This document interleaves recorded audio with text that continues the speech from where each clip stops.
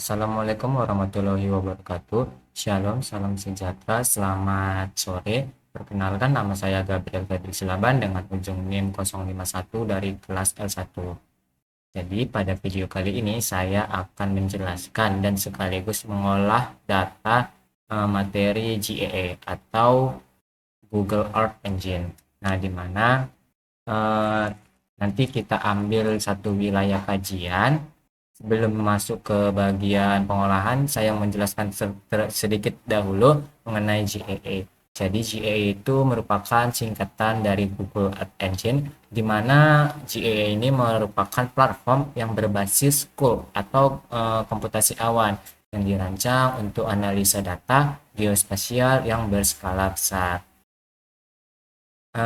Katalog data di fitur utamanya GA itu ada yang namanya itu katalog. Nah, di katalog datanya itu menyediakan lebih dari 90 table data satelit yang siap pakai, termasuk Landsat, Sentinel, MODIS, hingga data iklim. Di situ kita bisa lihatnya di bagian sini yang itu namanya itu library. Kemudian ada juga itu namanya code editor. Di code editor ini merupakan lingkungan berbasis web untuk menuliskan kode di sini. Untuk kodenya itu sendiri, dia berada di tengah sini. Jadi, di mana fungsi code-nya ini untuk meletakkan hasil codingan Python kita yang nantinya tertampil. Kemudian, ada komputasi skala planet, di mana dia memanfaatkan server Google untuk memproses data global dengan cepat. Dan terakhir itu ada integrasi call, dapat dihubungkan dengan Google Cloud Platform dan BigQuery untuk analisis yang lebih kompleks. Nah, di mana di Google Earth ini biasanya digunakan untuk melihat beberapa parameter, di mana Google Earth ini dia pemakaiannya itu lebih gampang karena dia tidak perlu menggunakan sampel kajian yang kita download seperti biasanya yang menggunakan Sentinel-2A yang kita download dari Copernicus. Kali ini dia tidak, ini hanya melakukan rectangle, kemudian kita memasukkan rumus codingan di mana nanti si Google Earth Engine ini sendiri akan menampilkan apa yang kita perintahkan dari codingan itu. Jadi dia yang bermain itu basic AI-nya, basic AI yang disediakan dari Google Earth Engine ini sendiri. Dimana itu biasanya sering digunakan untuk penelitian, seperti penelitian di pertanian itu memantau kesehatan tanaman. Bisa juga di bagian kehutanan itu untuk mendeteksi deforestasinya. Kemudian bencana alam. Nah, nanti kita mencoba untuk mendeteksi bencana alam, di mana bencana alamnya ini untuk menganalisis tingkat erosi atau perubahan garis pantai, atau juga nanti kita ambil contohnya untuk mendeteksi banjir di suatu wilayah. Kemudian bisa juga untuk iklim, untuk melacak perubahan vegetasi. Nah, mungkin langsung kita masukkan ke video tutorial, di mana setelah kita buka Google Earth Engine, kita itu login terlebih dahulu. Berhubung karena saya sudah login, sudah mempunyai akun, jadi kita langsung saja. Di sini kita cari wilayah Indonesia. Nah, di sini wilayah kajian saya ambil di wilayah Sumatera Utara, Medan, tepatnya itu di daerah Belawan. Kita zoom. Oh ya, ini bisa kita pindahkan dulu ke satelit. Nah, jika sudah di bagian ini kita rectangle.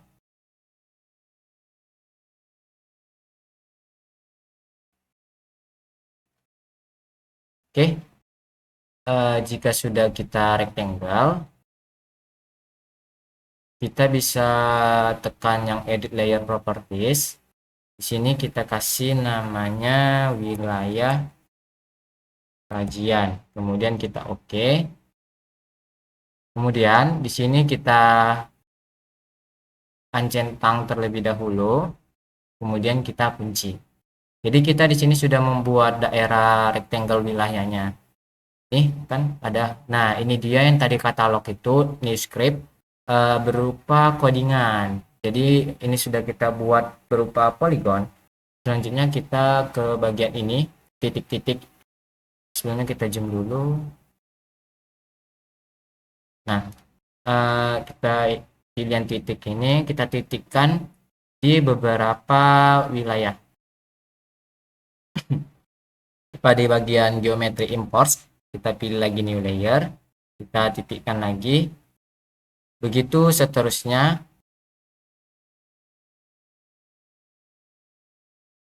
Misalnya saya buat sini.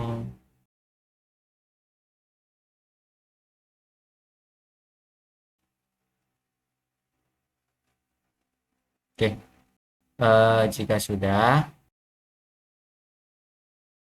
pada bagian yang kita titik akan masuk ke bagian katalognya, di mana di bagian yang geometri 2, titik yang kedua, itu berupa poin, kemudian ini merupakan titik koordinat geometrinya, di mana longitude dan latitude-nya, begitu seterusnya hingga poin ke-6, titik ke-6. Setelah itu kita akan memasukkan codingannya. Mana di sini saya sudah menyediakan bentuk codingannya.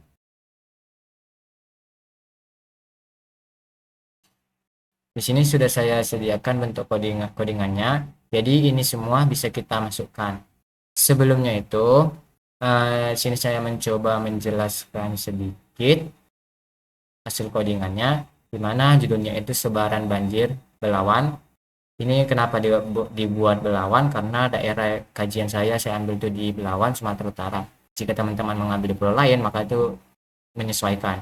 Selanjutnya itu menggunakan Google Earth Engine. Itu saya minta tadi menggunakan heatmap dan juga legendanya, dan menggunakan Sentinel-1.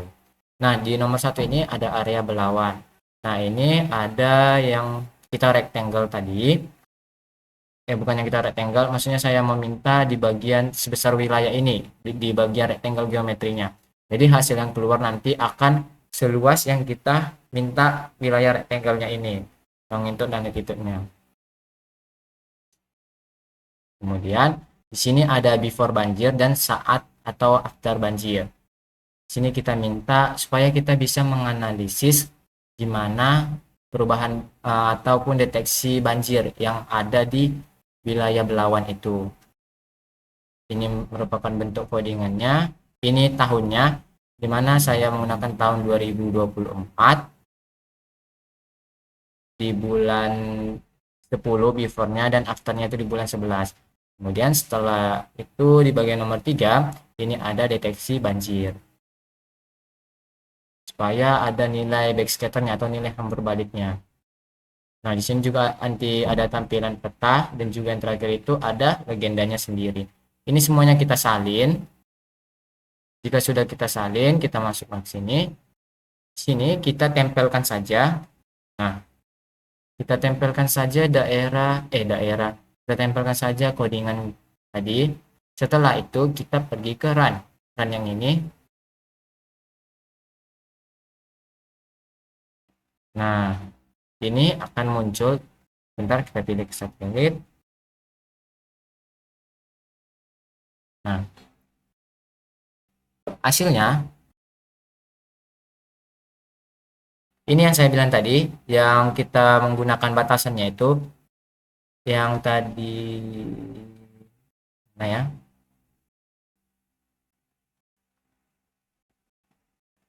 yang menggunakan batasan wilayah ini, dia akan sebesar ini, itu menyesuaikan. Oke, jadi ini merupakan tampilan sebaran banjir yang ada di daerah Belawan, Sumatera Utara. Di sini bisa kita lihat, kita baca.